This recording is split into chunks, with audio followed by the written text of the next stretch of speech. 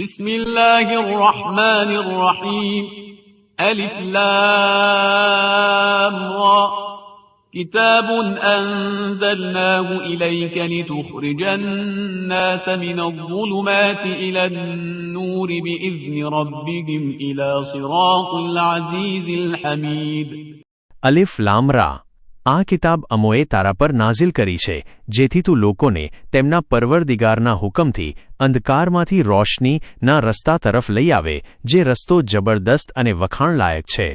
તફસીર કુરાન એક એવી કિતાબ છે કે જે લોકો હિદાયત ઉપર નથી, અંધકારમાં છે, તેઓને હિદાયત તરફ લઈ જાય છે. એટલે કે આ કુરાની નૂર અલ્લાહના રસ્તા તરફ દોરી જાય છે. આ કુરાનની ફઝીલત કેટલી મોટી છે કે તે માણસને હંમેશાના માર્ગ માટે પ્રકાશ આપે છે અને સમગ્ર કાયનાતના માલિકની બારગાહ સુધી પહોંચવાનું સાધન બને છે.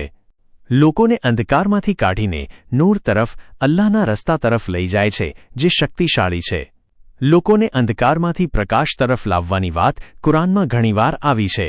ક્યારેક આ કામ અલ્લાહ તરફ જોડાયું છે, ક્યારેક પયગંબરો અલૈહિસ્સલામ તરફ જોડાયું છે અને ક્યારેક કિતાબ તરફ જોડાયું છે. કુફ્ર, જેહાલત, શિર્ક અને શંકાને અંધકાર સાથે તુલના કરવામાં આવી છે કારણ કે આ સ્થિતિમાં માણસ ગૂંચવણમાં હોય છે. જેમ કે અંધકારમાં માણસ રસ્તો ભૂલી જાય. પ્રકાશ માણસને જોવાની શક્તિ, જાગૃતિ, ચાલવું અને વિકાસ આપે છે. એ જ રીતે આ બધું આસમાની કિતાબ અને અલ્લાહના માર્ગમાં મળે છે. પૈગામ 1.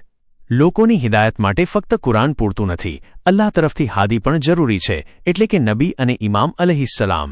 2. આસમાની કિતાબો અને પયગંબરો અલૈહિસ્સલામ મોકલવાનો હેતુ માણસને અંધકારમાંથી બહાર લાવવાનો છે. 3. અજ્ઞાનના અંધકારમાંથી જ્ઞાનના પ્રકાશ તરફ, કુફરના અંધકારમાંથી ઈમાનના પ્રકાશ તરફ, ઇખ્તિલાફના અંધકારમાંથી એકતાના પ્રકાશ તરફ અને ગુનાહના અંધકારમાંથી તકવાના પ્રકાશ તરફ લાવવું. 4. પ્રચાર અને માર્ગદર્શનનો આધાર કુરાની હોવો જોઈએ. 5. અંધકાર ઘણા હોય છે પરંતુ પ્રકાશ એક જ છે. સત્ય એક છે પરંતુ અસત્ય ઘણા હોય છે, તેથી અંધકાર બહુવચન અને પ્રકાશ એકવચન શબ્દમાં આવ્યો છે. 6.